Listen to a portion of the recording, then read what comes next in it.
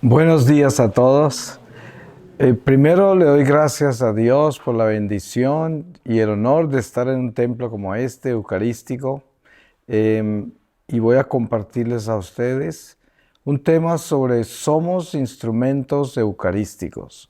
Y voy a pedirle al Espíritu Santo que nos comparta su palabra para que en esta palabra podamos vivir este momento. Y les voy a leer a ustedes de la primera epístola de la segunda epístola de San Pablo a los Corintios, en el capítulo 12, desde el versículo 19. Aprensiones e inquietudes de Pablo. Hace tiempo estáis pensando que nos estamos justificando delante de vosotros. Delante de Dios en Cristo estamos hablando. Y todo esto, queridos míos, para edificación vuestra. En efecto, temo que a mi llegada no os encuentre como yo quería, ni me encontréis como querríais, que haya discordias, envidias, iras, ambiciones, calumnias, murmuraciones, insolencias, desórdenes. Temo que en mi próxima visita el Señor me humille por causa vuestra y tenga que llorar por muchos que anteriormente pecaron y no se convirtieron de sus actos de impureza, fornicación y libertinaje. Palabra de Dios. Pues para nosotros la Eucaristía como católicos sabemos que es el centro de nuestra fe. Además, no solamente eso, es nuestro más grande desafío. Hoy en la Iglesia Católica en el mundo encontramos con tristeza tantísimos católicos que ni siquiera creen que Jesús está realmente vivo en esa hostia. Esto se ha comprobado con estadísticas de gente que sale de misa de domingo y la han entrevistado y el porcentaje es altísimo de los católicos que creen que simplemente es un símbolo. Podríamos decir católicos protestantizados. Pero gracias a Dios que el Señor mantiene su remanente en la iglesia y siempre lo ha prometido que así será hasta su regreso. Y ese remanente que mantiene esta gracia, porque nosotros como católicos somos instrumentos eucarísticos de reparación, es lo que somos, porque la Eucaristía es el centro de nuestra vida. Por la Eucaristía se consuma el milagro de la redención en Jesucristo, que es el pan de vida. Precisamente esa sangre de Jesús que, como dice la palabra, es la que pagó por nuestra libertad, es la que nos alimenta en la hostia. Y cuando entendemos bien la mística de este don, pues entonces entramos en esa realidad espiritual del don eucarístico, de ser instrumentos eucarísticos, porque tenemos conciencia de que cada vez que comulgamos, el Señor nos está usando para rescatar almas. Y la verdad es que cuando venimos a misa, que es pues el acto más grande e importante que tenemos, porque es el golpe más duro a Satanás, no hay nada que le haga más daño al demonio que la Santa Misa. Y precisamente la razón por la cual el daño es tan grande es porque la Eucaristía se hace vida en cada misa. Y esa vida que hay en el pan es una vida que destruye territorios inmensos de las tinieblas, porque detiene las obras del demonio. En cada misa se derrotan grandes territorios del demonio, porque dejan de actuar durante la misa, y es mucho lo que hacen. El demonio en una hora, en el tiempo que dura la misa, es mucho el mal que haría. Sin embargo, queda detenido, no puede actuar, porque la luz que desprende la misa enceguece a los demonios y los paraliza, porque desciende del cielo. Sabemos místicamente que durante la misa se une la iglesia triunfante con la iglesia militante, incluso se dice que la iglesia purgante también. Y esto irradia una luz tan grande en la tierra que enceguece miríadas de demonios. Y por eso la fuerza tan grande del demonio contra el sacerdocio, para disminuir su humanidad y hacer que todo lo que hagan sacramentalmente sea más débil, aunque esto no lo logran porque aunque debilite el instrumento humano, de todas maneras la liturgia es divina y nadie puede detener ni disminuir la divinidad de la liturgia. Aunque el instrumento sea un instrumento roto, de todas maneras el Señor actúa. Y la prueba está en que cuando Jesús envía a los apóstoles la primera vez, entre ellos iba Judas Iscariote. Y Judas Iscariote ya sabemos quién era. Sin embargo, Judas también pudo hacer lo mismo que los otros apóstoles. Y él era un instrumento roto, era un instrumento falso. Ya sabemos todo lo de él y sin embargo el Espíritu Santo a través de él actuó. Y nos damos cuenta hoy que el Espíritu Santo hace lo mismo a través de muchos sacerdotes que andan mal, que andan en pecado. Sin embargo, ellos celebran la Eucaristía, perdonan nuestros pecados, entierran nuestros muertos, bautizan nuestros niños y continúan con las manos ungidas sacerdotales a pesar de ser unos instrumentos rotos. Por eso nadie puede detener la obra divina de los sacramentos, nadie puede detener la acción divina en la Eucaristía, pero en nuestra humanidad muchas veces nos encontramos con el obstáculo del sacerdote, con el obstáculo del prójimo en la iglesia, y mucha gente pierde la fe y se aleja simplemente por los pecados del pueblo, por los pecados del cura, por los pecados de la humanidad en la iglesia. Pero cuando tenemos un sentido eucarístico de nuestra fe católica, estamos fortalecidos en el Señor y ya no estamos dándole honor y gloria a la miseria humana y no es la humanidad de la iglesia la que nos gobierna y a la que atendemos como fuerza, sino que es la divinidad de Jesucristo en la Eucaristía la que nos mantiene firmes en la fe. Por eso el encuentro con la parroquia siempre es con el Santísimo Tabernáculo, con el Sagrario. Ese es el encuentro de la parroquia. Porque si nuestro encuentro parroquial no es con el Sagrario, entonces es con la humanidad de la parroquia y vamos a perder la fe. Porque entre nosotros nos podemos decepcionar fácilmente, somos pecadores, seres llenos de miseria, de pecado, y podemos decepcionar muy fácil. Pero cuando tenemos una realización espiritual como católicos, que está centrada en el pan de vida, en la Eucaristía, nadie puede separarnos de Dios ni de la iglesia. Por eso San Pablo dice, ¿quién podrá separarnos del amor de Dios? Ni la guerra, ni el hambre, ni las persecuciones, ni la envidia, ni las calumnias, nada podrá separarnos del amor de Dios. Y ese amor de Dios está realizado plenamente en la Eucaristía. Precisamente es lo que nosotros entendemos como el regalo más maravilloso del Padre Celestial a toda la humanidad. Porque la Eucaristía no es solamente para nosotros que somos instrumentos eucarísticos, es para toda la humanidad, porque desde nosotros el Señor bendice a todos, aquellos que colocan en nuestro camino, incluso la gente que pasa momentáneamente por nuestro lado, tanta gente que nos cruza, especialmente cuando vivimos en estas ciudades que están llenas de gente y constantemente estamos cruzando extraños, gente que no hemos visto ni volveremos a ver. Sin embargo, como instrumentos de Dios, instrumentos eucarísticos, llevamos esa llama que bendice a todo el que encontramos. Y es nuestra responsabilidad mantener ese amor encendido en nuestros corazones. Por eso, nuestro llamado más importante como católicos, como instrumentos de Dios, es nuestra fidelidad a Dios. Porque lo demás, todo lo hace Él. Siempre coloco un ejemplo que es importante para nosotros y que nos narra San Lucas sobre en los Hechos de los Apóstoles después de Pentecostés. Sabemos que antes de Pentecostés los apóstoles estaban encerrados bajo llave de miedo de los judíos.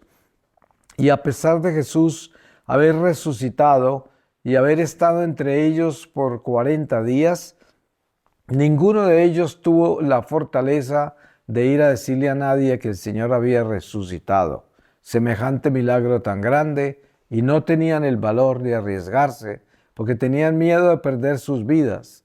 Pero una vez que llegó Pentecostés, narra San Lucas que después de ellos partir el pan en la mañana, o sea, de celebrar la misa, salían al templo de Jerusalén a predicar. Y la gente ya no se preocupaba de llevarles los enfermos y todos los que necesitaban ayuda a que los apóstoles les impusieran manos. Simplemente los sentaban al lado y lado de las calles por donde sabía que ellos iban a pasar. Y con solo pasar los apóstoles se sanaban todos. Y aquí nos damos cuenta de la fuerza eucarística. Ellos venían de partir el pan, venían de consumir la hostia, y ya el Señor desde ellos bendecía todo el que encontraban. Y no hay nada de diferencia entre nosotros y ellos. Somos instrumentos eucarísticos nosotros, tanto como Pedro, como Juan, como todos los apóstoles después de Pentecostés. Nosotros tenemos nuestro propio Pentecostés, que es nuestro bautismo. Y también tenemos el pan que partimos, que es la hostia que se nos sirve en la misa. Pues esta fuerza espiritual es la que hace que nosotros contribuyamos con la misión para la cual nacimos, para la cual fuimos escogidos. Nosotros hemos sido enviados, y ese envío consta de el instrumento que somos eucarístico, de donde vayamos, llevar esa luz, ese alimento, que es un alimento intangible, invisible, incomprensible para la razón humana, pero que es real, que es verdad, que tenemos tantas pruebas de él. La prueba está que aquí nada más en la puerta podemos ver un reporte de Carlos Acutis y todos los milagros eucarísticos, y todos nosotros sabemos de que hay evidencia de muchos milagros eucarísticos que nos muestran que es un pedazo del corazón del Señor, que es real, que el Señor está vivo en esa hostia, y nos lo ha demostrado en muchas formas, y nos damos cuenta que a pesar de que en esos milagros eucarísticos aparece físicamente un pedazo del corazón del Señor, sin embargo, cuando nosotros consumimos la hostia, sabemos que es una presencia mística, que no la encontramos física en la forma que está el milagro eucarístico, donde se revela el corazón ya, la carne, pero místicamente existe en nosotros la fuerza que llega con el cuerpo y la sangre del Señor, que es una fuerza mística poderosa por encima de todos los poderes naturales, y que nos da la fuerza para enfrentarnos al enemigo sobrenatural, al enemigo que no podemos ver tampoco, que es invisible, intangible, y para nosotros humanamente invencible. No es posible que la podamos vencer, pero con la fuerza de Jesucristo tenemos el poder para vencer el mal, y sobre todo para tener la fortaleza de no dejarnos tumbar de las tentaciones, las seducciones y de nuestras propias debilidades, porque la Eucaristía nos fortalece místicamente para tener ese valor, esa integridad, esa capacidad de decirle no al mal, de decirle no a nuestras flaquezas, de decirle no a nuestras dudas, a nuestros miedos, a nuestras ansiedades, a nuestras inseguridades, y sobre todo a la dureza de nuestro corazón. Porque una de las consecuencias más graves del pecado es el endurecimiento del corazón. La indiferencia es un espíritu asesino, la indiferencia. Cuando ya nada nos importa, no sentimos nada, no tenemos sentimientos buenos, y esto nos roba la vida, porque es como si estuviésemos muertos interiormente. Y esto es una de las tragedias más grandes que hay en el mundo de hoy, por el materialismo, porque el pecado nos seca la gracia y nos convierte en unas piedras, y entonces podemos aparentar lo que queramos, porque nos convertimos en estos grandes actores que la parte externa puede representar lo que uno quiere y lo que le convenga, pero la parte interna puede estar muerta, porque no está el Espíritu de Dios, no está el amor, y usted puede llegar a pretender hasta practicar su fe. Hay mucha gente en la iglesia que da los pasos de la fe, pero su corazón lo tiene muerto. Nosotros tenemos la responsabilidad de asegurarnos de mantener la vida en nuestro corazón, la vida del Espíritu de Dios, que es la vida, porque nosotros por sí mismos no la tenemos, pero en Cristo Jesús tenemos la vida, y por eso la Eucaristía para nosotros es la fuente de vida más extraordinaria y a la que le debemos nuestro compromiso perseverante. Nosotros debemos estar siempre conscientes de nuestra relación eucarística. Sabemos que el Señor nos ha dado señales muy claras a través de sus apóstoles. San Pablo dice: no te atrevas a acercarte al altar del Señor a comer de este pan, refiriéndose a la Eucaristía, si no estás preparado, porque te comes tu propia condenación. Así de radical es el encuentro con la Eucaristía, pero vivimos en un mundo diluido sacramentalmente, protestantizado, donde se ha perdido el respeto a la confesión, a los sacramentos, se ha perdido el respeto a la preparación meticulosa para llegar al pan de vida, a la Eucaristía, y entonces ligeramente tenemos arrepentimientos muy espontáneos y muy superficiales, y pensamos que estamos en gracia y vamos a comulgar, y no estamos preparados. Y por eso el Señor no puede usarnos en la forma que Él quisiera usarnos, porque la Eucaristía se convierte en libertad, tanto para nosotros que comulgamos como para los que reciben ese amor de la fuerza espiritual de la Eucaristía que sale de nosotros hacia el prójimo por donde pasamos, a donde vivimos. Muchas veces es tan grande el poder místico de la Eucaristía que nosotros encontramos la bendición de las religiosos y religiosas de claustro, que nunca van a ningún lado, y sin embargo son instrumentos eucarísticos muy poderosos, y desde donde están el Señor 24 horas al día está rescatando almas, aun cuando duermen, porque esas personas le pertenecen al Señor completamente, no hacen nada más que pertenecerle a Dios.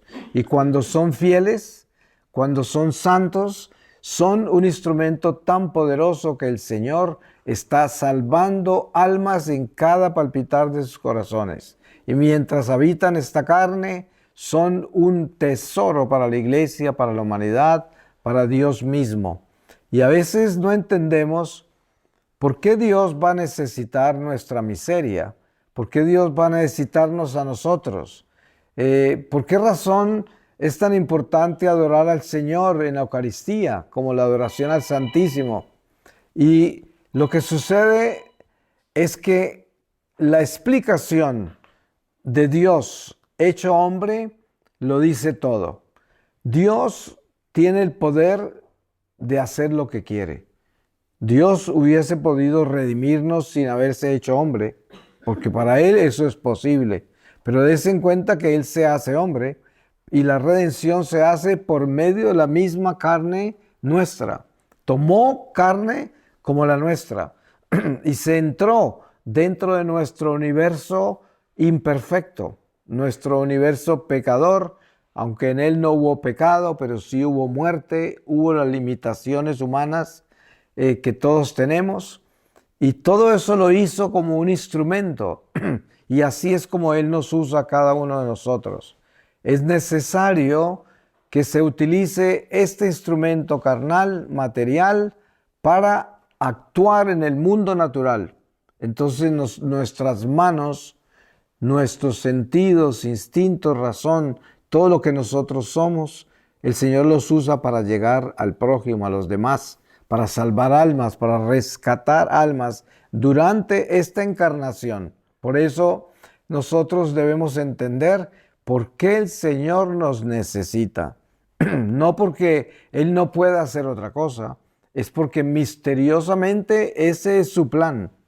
El plan de Dios es que nosotros mismos sirvamos como instrumentos de salvación de otros. Y por eso Jesús llamó a los apóstoles pescadores de hombres. ¿Por qué? Él escoge 12 apóstoles y en esos 12 apóstoles edifica su iglesia. En alguna oportunidad le preguntaban a San Juan Pablo II, muy preocupado de lo que iba a hacer de la iglesia, que parecía que se estuviera desplomando, que mucha gente se iba. Y San Juan Pablo dijo, ¿de qué nos preocupamos si empezamos con 12? Estamos muy bien, lo que estamos es muy bien. Y es verdad, tenemos que encontrar la realidad de lo que Dios puede hacer. Dios comenzó nuestra iglesia con 12, entonces estamos bien, no tenemos de qué preocuparnos. Por eso, el encuentro con este instrumento eucarístico que somos nosotros es el encuentro con la realidad de que Dios es un misterio insondable. Desen cuenta ustedes en la vida pública de Jesús las cosas que hace que son absurdas para nosotros. Por ejemplo, toma barro del suelo, lo escupe y luego se lo pone en los ojos a un ciego. Sí, él no necesitaba hacer eso, pero lo hace. En otras oportunidades le da la vista a un ciego solo con decirle ya puedes ver, estás sano. En otra oportunidad lo pone a hacer diferentes cosas para que llegue a ver. Lo manda a bañarse a un lugar. Y todo esto lo hace el Señor porque es creador. Es el creador y está constantemente creando en formas extraordinariamente misteriosas. Y esa es nuestra vida también, porque Él nos utiliza. No sabemos en qué momento nos va a utilizar. Y a veces en las formas más absurdas, el Señor está conquistando almas a través de sus instrumentos. Y es tan importante eso. Cuando nosotros descubrimos esta gracia extraordinaria que tiene la iglesia con las capillas de oración perpetua, aquí ustedes tienen la bendición de tener una permanente y tienen otras que son temporales, pero que va creciendo ya. Y a medida que he venido a Granada en estos años, me doy cuenta cómo ha crecido esa sed eucarística de vigilancia al Santísimo y el entendimiento de lo que hay detrás de eso, el entendimiento de que es una batalla espiritual, el entendimiento de que nosotros somos la esperanza del Señor, porque este mundo pues siempre ha sido un mundo perverso, decadente, depravado. Desen cuenta que San Pablo hace más de 2000 años habla del mundo exactamente como si fuera el mundo de hoy. Él dice, este mundo perverso, depravado, este mundo perdido. ¿Y acaso podríamos decir algo diferente del mundo hoy? Por lo tanto, en conclusión, ¿qué quiere decir? Que el mundo siempre ha sido malo. Por eso el catecismo nos enseña que uno de los enemigos del hombre es el mundo. Y sabemos que el mundo no es la tierra o el planeta, el mundo es un espíritu. Porque Jesús mismo dice, el príncipe de este mundo se llama Satanás. Por lo tanto, el mundo, la palabra mundo, es espíritu. Por eso se dice que una persona es mundana cuando esa persona vive de acuerdo al mundo, que es lo que el materialismo da. Las ventajas de las cosas tangibles, visibles, asequibles. Ese es el mundo, lo material, pero lo material administrado con el egoísmo, lo material administrado con la impureza, con la inmoralidad, con todos los desórdenes que hay.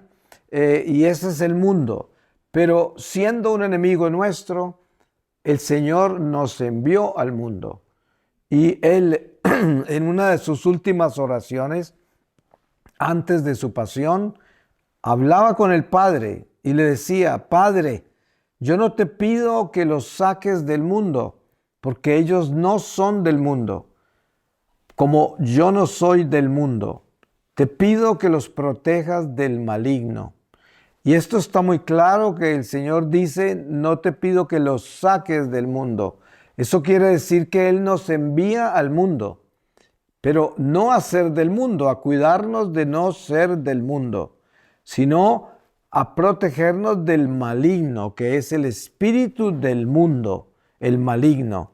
Entonces la Eucaristía se encarga de fortalecernos a nosotros para que no caigamos en el mundo, para que no caigamos en las garras del espíritu del mundo y podamos ser fuertes y ser de Dios siempre, porque nos estamos alimentando con Él.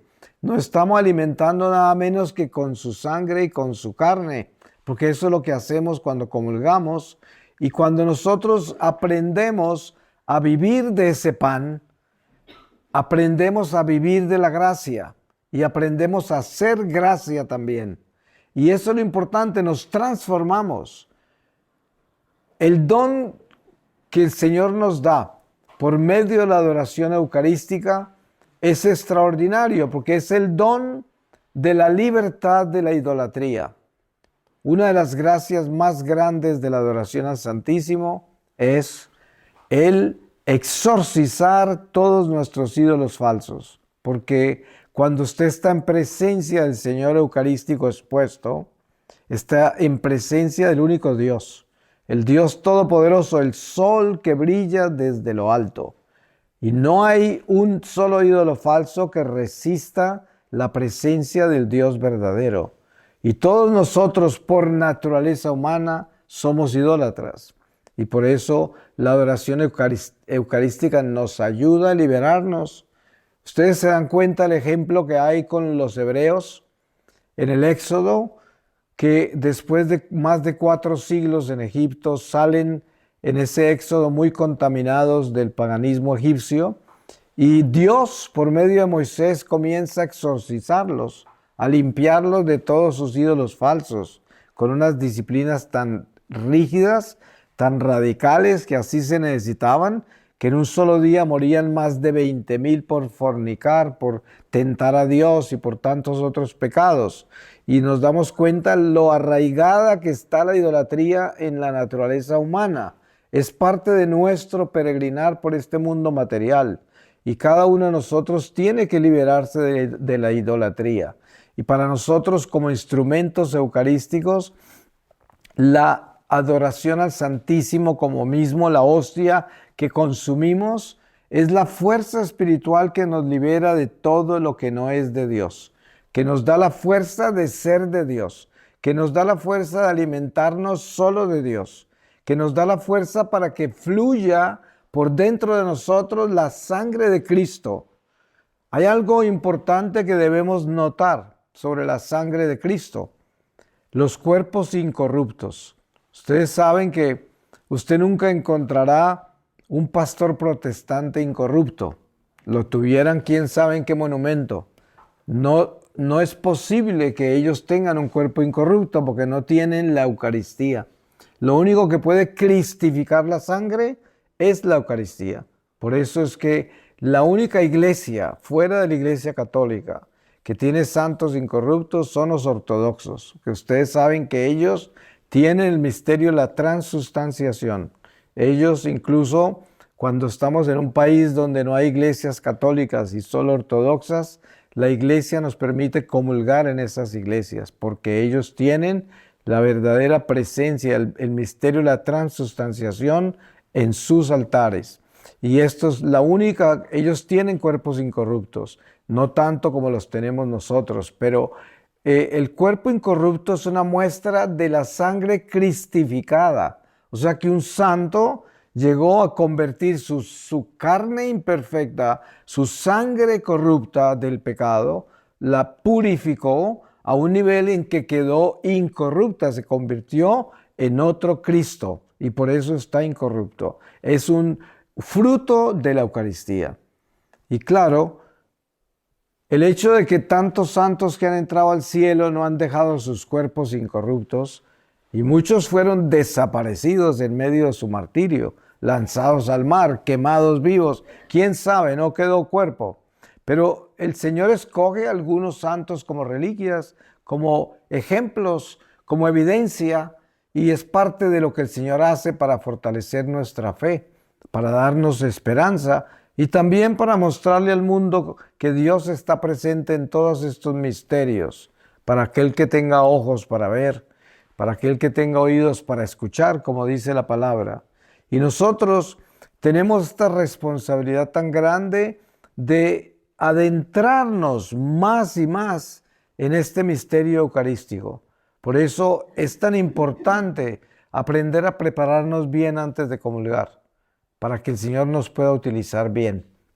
También aprender a reconocer místicamente en nuestro corazón que estamos recibiendo a un Dios vivo, que lo estamos consumiendo, que estamos consumiendo su cuerpo y su sangre, y que esa es la fuerza más poderosa y más grande que podamos recibir. A medida que nos vamos compenetrando en este misterio, que lo vamos aceptando, que lo vamos asumiendo en todos los niveles, nos vamos fortaleciendo, espiritualizando y nos vamos llenando de la mística necesaria para que seamos instrumentos de bendición donde quiera que estemos.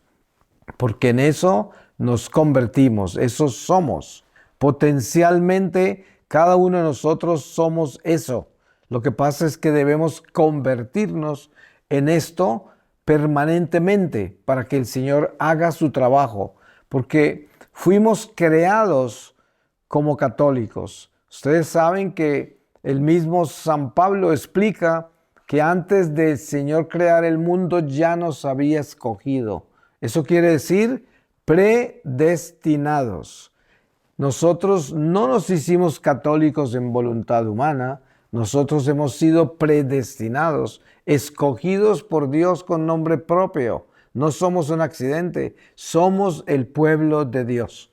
Y si nos despertamos a esta realidad, nos damos cuenta qué significa ser un instrumento eucarístico. Significa ser un soldado de la iglesia, una piedra viva del templo de Dios, una célula fluida de la sangre del Mesías. Y nosotros somos esos que le pueden dar la oportunidad a muchas almas a que reciban a Dios mientras pasamos por este destierro, nosotros en nuestro peregrinar, en esta corta vida. Sabemos que nuestra vida es muy corta, ya se acaba. Y lo único que nos llevamos cuando partamos es lo tanto que hayamos podido compartir a Dios con el prójimo, que solo se da en la búsqueda de nuestra santificación. Porque la búsqueda de nuestra santificación es la búsqueda de Dios, es la búsqueda del amor de Dios. Y el amor de Dios se encuentra en esa hostia, ahí se encuentra en esa fuerza sacramental.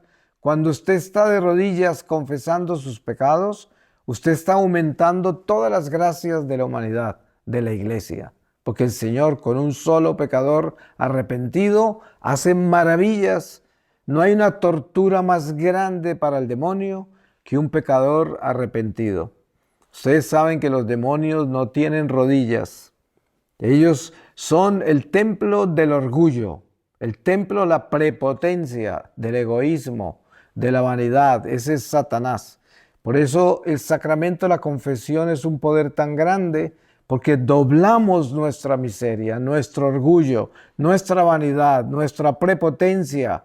Todo eso lo doblamos y nos humillamos ante otro pecador que es el sacerdote y reconocemos a Dios como nuestro Señor y por eso le pedimos perdón y recibimos esa gracia de morir a toda esa miseria y nacer a la gracia de la humildad, a la gracia del abandono en Dios, la gracia del servicio incondicional a Dios, la gracia de un encuentro con la misión, con el envío, que es: yo no soy nada, tú eres todo, yo te llevo a ti, porque tú eres el único que sabes lo que vas a hacer. El Señor tiene un plan con cada alma y a través de nosotros Él cumple con ese plan en los corazones del prójimo que encontramos, porque a cada uno lo tiene ya marcado para su plan y a través de nosotros les llega a ese prójimo. Y somos importantes en esta forma. Muchas personas a veces no encuentran la razón de su existir como católicos y piensan que la vida es tan insignificante que no están contribuyendo en nada en la iglesia. Pero no se dan cuenta que la participación más grande nuestra en la iglesia para el plan de Dios es nuestra fidelidad a Dios. Porque allí donde estamos, por pequeña e insignificante que sea nuestra vida, si nosotros somos fieles a Dios, El Señor en el silencio y la pequeñez de nuestra vida está salvando almas. No sabemos cómo, pero lo está haciendo. Porque la salvación de almas no es necesariamente una acción física. La salvación de almas es algo que sucede internamente. El Señor le llega al corazón de la gente y el Señor se interna allí en ese misterio. Y allí, internado en un corazón, es que cambia los rumbos de esos corazones que están perdidos, endurecidos, llenos del mal. Y a través de nuestra fidelidad, el Señor puede hacer esos trabajos. Por eso no se trata de cómo estoy haciendo, qué estoy haciendo, dónde lo estoy haciendo. Se trata de ser fiel a Dios, ser santo, ser bueno. Eso es lo que Dios nos pide. Y en eso nos convertimos verdaderamente en instrumentos eucarísticos. Porque entonces, si somos así y comulgamos, se pueden imaginar la fuerza que el Señor saca de nosotros. Una fuerza extraordinaria. Porque somos instrumentos fieles. Y no hay cómo explicar hasta dónde puede llegar Dios desde nosotros. Cuando usted está ahí visitando al Señor, adorando al Santísimo, el Señor puede estar acompañando a un alma que está en peligro en África, en India, quién sabe dónde. Y desde ese lugar donde usted está, desde ahí está rescatando almas en la forma más inimaginable, en la forma más extraordinaria de misteriosa. Y esto no lo veremos hasta el día que comparezcamos ante el tribunal de Jesús, que es cuando nuestra economía espiritual se abre, el libro de nuestra vida, y nos damos cuenta del misterio de las cosas extraordinarias que el Señor hace en la forma más sencilla que nunca nos pudiéramos haber imaginado. Yo le doy un ejemplo a la gente sobre la misericordia de Dios y algo que el ángel guardián llamó la economía del alma en el éxtasis que yo tuve con el Señor, que me regresó a la vida, que me regresó a la fe, que me rescató de las tinieblas. Yo era el trompeta mayor de la banda del colegio en mi pueblo. Y por 3 años, de la edad de 11 a la edad de 14 años, tocaba en la banda del colegio. Nunca estuve en la banda del colegio con el ánimo de servirle a la iglesia. Lo que sucede es que la banda del colegio tocaba en todas las procesiones, porque así era. Entonces yo toqué en muchas procesiones la trompeta. Pues el Señor tomó los 3 años que yo toqué en esas procesiones y lo usó como un crédito de protección para mí. Y des en cuenta que no fue algo que yo hice conscientemente para servir a la iglesia, sino que algo que yo hacía en el colegio para escaparme de mis clases. Pero esto es lo que el Señor tomó y lo convirtió en una economía a mi favor, aunque yo voluntariamente no lo había hecho así. Pero la misericordia de Dios es tan grande y misteriosa que Él utilizó eso, porque sí le serví a la iglesia, no en mi voluntad, pero para el Señor sí le serví, porque así es su amor. Y de cosas pequeñas e insignificantes nos da gracias gigantescas. Y ahí entendemos su misericordia tan grande por la cual tantas almas se salvan, porque uno no se podría imaginar de dónde se prende Dios para rescatar un alma, de las cosas más ínfimas. Y teniendo eso claro y en cuenta, entonces podemos imaginarnos las maravillas que Dios hará cuando nosotros somos fieles, cuando nosotros somos verdaderamente eucarísticos, cuando verdaderamente entendemos que esa Eucaristía es una fuerza de vida, es un pan de vida, pan de ángeles, es fuerza celestial entre nosotros.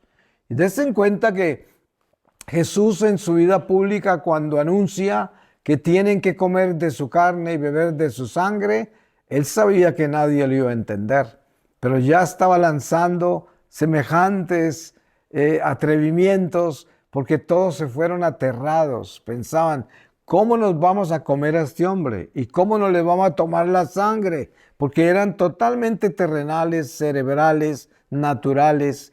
No tenían absolutamente ni una gota de espíritu. Y por lo tanto, todo lo que Jesús dijo les pasó por encima, hasta el mismo Nicodemos, que era un teólogo, que era un doctor del Sanedrín, y le pasó por encima todo el lenguaje del Señor. Pero a nosotros no, porque nosotros sí tenemos el Paráclito, nosotros sí tenemos el Espíritu Santo.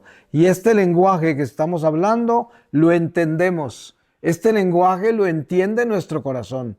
Este lenguaje lo entiende nuestra alma. Y sabemos que estamos preparados para escuchar la verdad.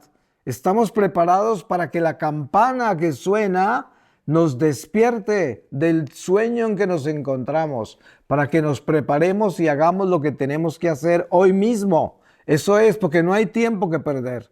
Por eso la palabra dice, si hoy escuchareis mi voz, no endurezcáis el corazón como en Meribá, cuando me tentaron, un pueblo maleado de incredulidad. Y esto es lo que debemos oír.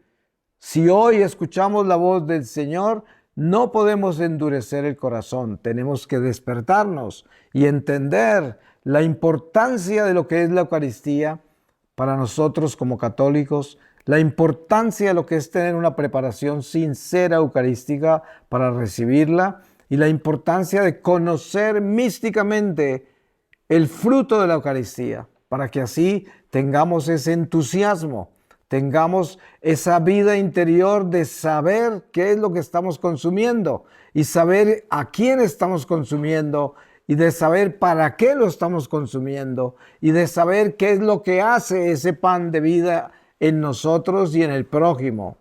Voy a terminar con una lectura del Evangelio según San Mateo. En el capítulo 4, desde el versículo 23. Jesús enseña y sana. Recorría Jesús toda Galilea, enseñando en sus sinagogas, proclamando la buena nueva del reino y curando toda enfermedad y toda dolencia en el pueblo. Su fama llegó a toda Siria, y le trajeron todos los que se encontraban mal con enfermedades y sufrimientos diversos, endemoniados, lunáticos y paralíticos, y los curó a todos. Y le siguió una gran muchedumbre de Galilea, Decápolis, Jerusalén y Judea, y del otro lado del Jordán. Palabra de Dios. Pues le damos gracias a Dios y lo bendecimos porque Él es bueno y misericordioso, porque Él nos ama, porque Él nos conoce a cada uno por nombre propio y porque siendo instrumentos eucarísticos necesitamos la compasión y la misericordia de Dios para que le podamos servir en esta corta vida que nos queda y llevarle a Dios muchas almas y así cumplir con nuestra misión. Amén. En todo lo que yo expuse, hablábamos de que tenemos que concientizarnos de que el factor primordial para verdaderamente servirle a Dios como instrumento eucarístico, que es lo que somos, para lo que nacimos, para lo que fuimos enviados, es nuestra fidelidad a Dios. Lo que quiere decir que nosotros debemos ser buenos en todo lo que hacemos, buscar el bien en todas las cosas. O sea, nosotros desde que nos levantamos estamos enfrentados al bien y al mal, porque el bien y el mal fluyen por dentro de nuestras venas, ¿no? Siempre tenemos que estar tomando decisiones entre un buen pensamiento, un mal sentimiento, una buena pasión, una mala pasión, una buena tendencia, una mala inclinación, y siempre estamos en eso, es una batalla, ¿no? Y tenemos que establecer una disciplina perseverante en que decidimos inmediatamente a lo bueno y nunca tenemos negocios con decisiones en las que sí o no entre el bien y el mal, sino que siempre nos vamos hacia lo bueno en todo. Y esa es la tendencia para abrazar la santidad, que es buscar el bien en todo momento. Y esa es la recomendación, hay que buscar eso siempre. Y en esa forma nos fortalecemos como instrumentos, porque ya viviendo así, cuando uno comulga y sobre todo cuando se confiesa, pues la confesión es más sincera, porque está uno más compenetrado en la realidad de la conciencia en lo que es el bien y sobre todo lo que es el pecado. ¿Sí?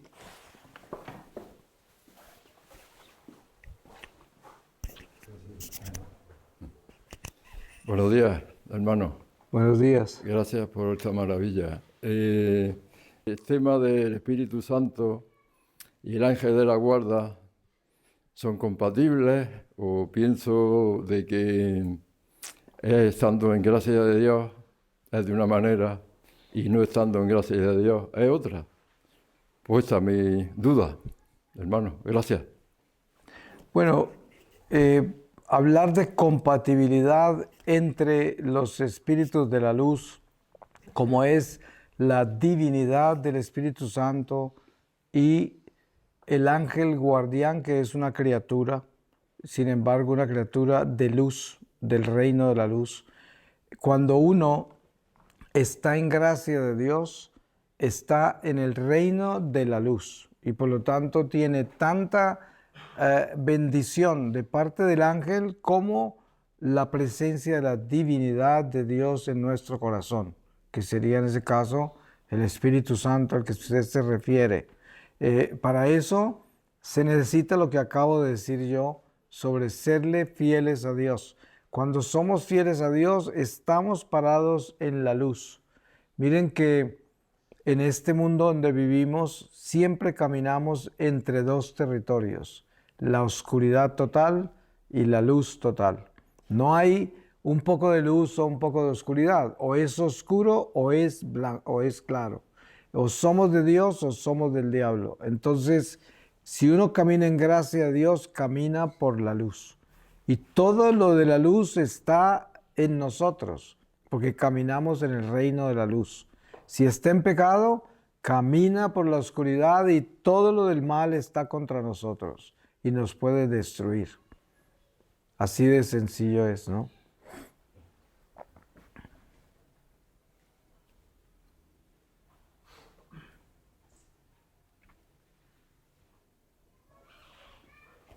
Sí, dígame, señora.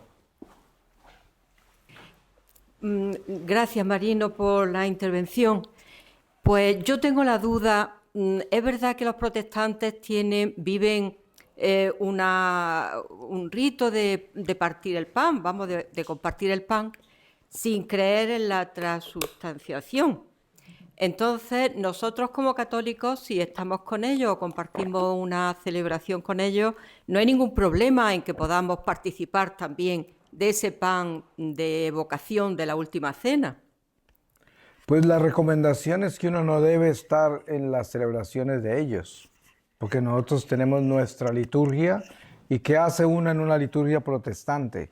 Donde están predicando herejías como la Virgen no es virgen, el sacramento de la confesión no se necesita, Jesús no está vivo en la Eucaristía, o sea, herejías muy graves, no existe el purgatorio.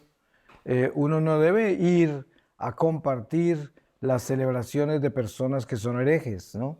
Los amamos, los respetamos, creen en Jesucristo también y no podemos decir que son malos o demoníacos, pero sí tenemos que estar conscientes que son herejes y que nosotros no debemos participar en sus cultos. O sea, ¿qué necesidad tenemos de hacer eso? Si nosotros tenemos la divina liturgia en nuestra iglesia católica, ¿qué haríamos nosotros por allá? ¿O por qué razón nos iríamos para allá? No tiene sentido, ¿no? O sea que eso sería la forma en que yo lo veo. Y no porque ellos sean malos, y no porque estén haciendo nada malo, porque no conocen nada mejor. Eso es lo que Dios permitió que tuvieran.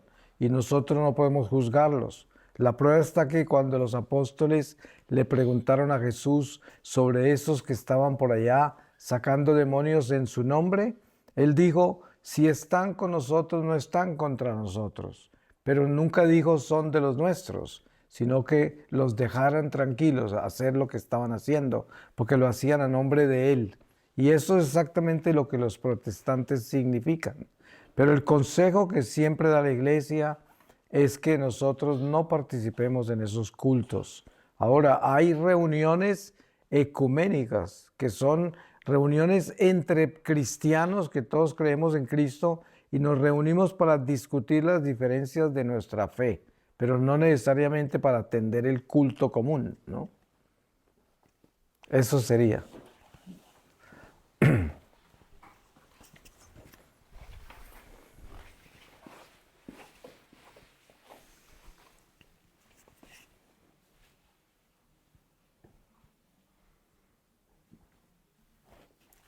Dígame. Gracias, Marino. ¿Te puedes poner de pie? ¿Nos podría dar algún consejo práctico para a una persona que sabemos que a lo mejor es cercana a nosotros, pero no tenemos confianza, que vemos que comulga y sabemos que no va a misa el domingo, por ejemplo? ¿Cómo se lo decimos? Porque claro, una persona que no va a misa el domingo, pero comulga, a lo mejor si le decimos que es un sacrilegio, pues no lo va a entender. O igual, ¿cómo podríamos hacerlo de forma caritativa, pero hacer que, bueno, que no se enfade o no hacerle daño quizá? Pero claro, decirle la verdad. Bueno, yo pienso que tendríamos que conocer cada caso, ¿no? Porque cada caso es tan diferente. Según entiendo yo, no va a misa el domingo, pero comulga. ¿Cuándo comulga? En los sacramentos, por ejemplo, una boda, un bautizo. Ah, ya. Cosas familiares que tú ves. Sí. Pues yo normalmente lo que yo he visto que cuando se hacen las cosas correctas es que cuando hay sacramentos en los que sabemos que atraen toda clase de católicos que están alejados, lo primero que hacen antes de comenzar la Eucaristía es advertirle a los que están ahí que no practican su fe, que no pueden comulgar y que si quieren comulgar deben confesarse, ¿no? Pero eso tiene que ser el sacerdote el que advierte eso antes de que la Eucaristía comience. Y uno puede pedirle uno permiso al sacerdote si puede anunciar eso en el lugar donde uno está, en ese bautismo, en esa boda, en ese funeral, en cualquiera que sea el sacramento. Pero habría que hacerlo abiertamente, públicamente, porque es la única forma de hacerlo, en sitios así. Y es muy común que eso suceda, que mucha gente va a esos funerales y bodas y bautismos y no practican la fe y terminan haciendo todo lo mismo de los demás. Van y comulgan, hacen todo como si estuvieran en gracia. Y la única forma es educarlos desde el altar. Yo he visto que así lo hacen en muchos sitios. En funerales, el sacerdote dice: aquellos que no están en confesión no pueden recibir la Eucaristía. Lo he oído muchas veces. Es la única forma, porque uno, ¿qué se gana con hacerlo después de que ya comulgaron y todo eso? Ya habría que hacerlo antes de que lo hagan.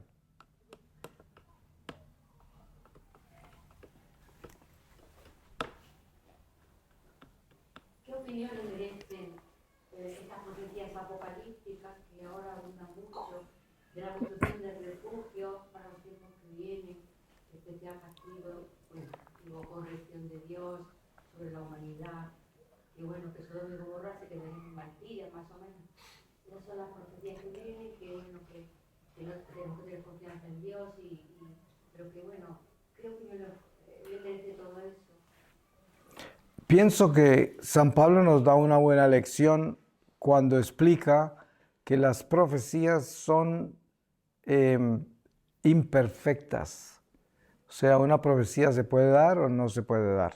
Por ejemplo, un ejemplo clásico de eso sería el profeta Jonás. Su profecía fue imperfecta. Él anunció la verdad, lo que Dios le mandó a anunciar, pero el pueblo se convirtió. Entonces no se dio lo que él anunció y por eso estaba furioso con Dios Jonás.